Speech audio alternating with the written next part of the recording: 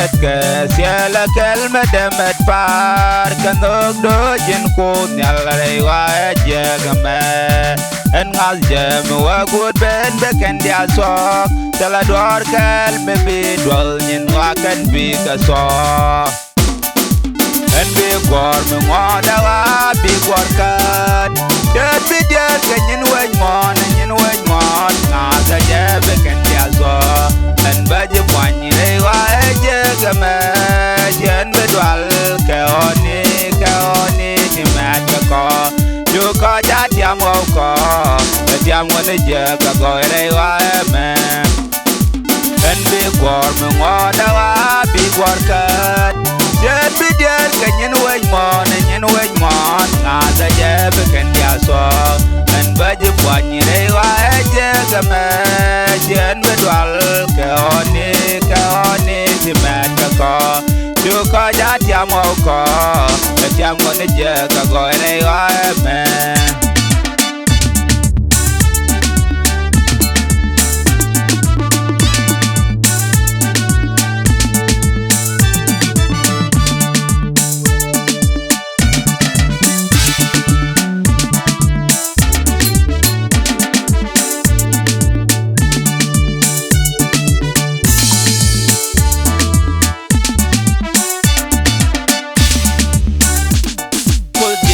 du siela kelme demet par kanok do gwan ngani diali me ko autak sang ni me jadwer ngode kwar kamete de ko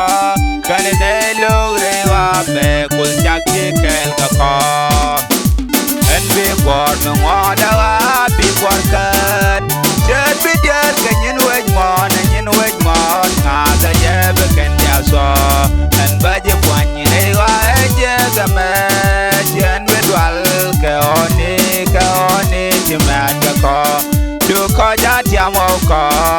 tiam ngone je ka go re wa me en bi gor me ngoda wa bi gor kan jet bi der ke nyin wej mon na ta je be ken ya so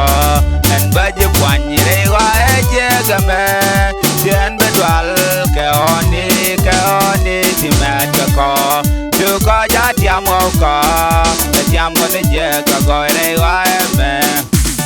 kun ngi ko ke ngot ko tindora ti ba gang re wa me ti ba lue ke nyin wa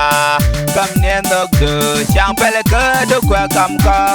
chang mala ken ne sil kai loi du kwa kam ko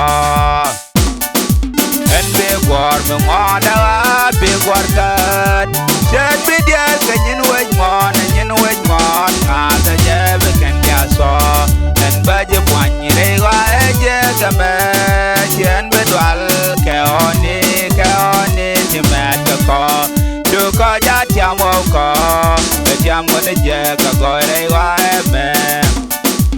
en be gor me ngoda wa bi gor kan jen bi der ke nyin we mon na ta je be ken ya so en baje kwani re wa jegame jen be dwal ke oni ti mat ko du ko ja tiam ko tiam ngone je ka go re wa me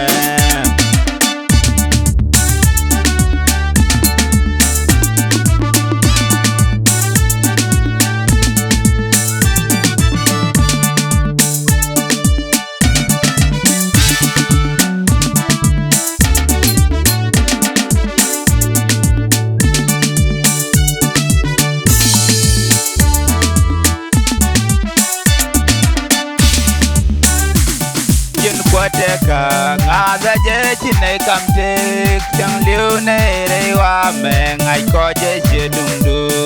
ko walia ben ngaza je bring loy tur ye be jet be wa nyal nyura choy kon nya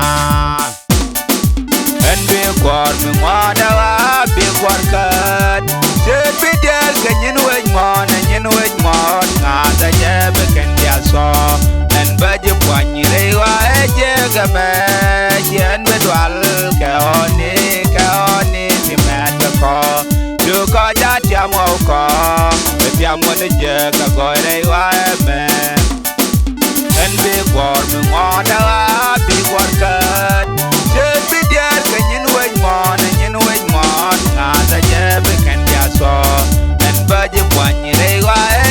la me chen bedwal ke oni ni man ko ja tiamo ko tiamo ne je ka gore